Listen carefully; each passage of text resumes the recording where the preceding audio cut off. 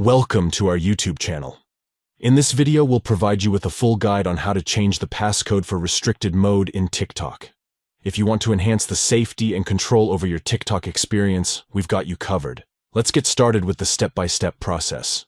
Step 1. Open TikTok on your device and make sure you're logged in to your TikTok account. Step 2. Tap on Profile from the bottom drawer. This will take you to your TikTok profile page.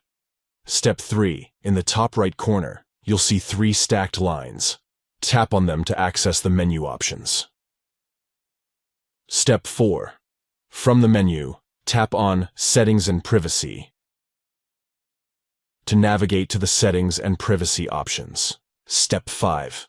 Within the Settings and Privacy options, locate and tap on Content Preferences. This will allow you to customize your TikTok content preferences. Step 6.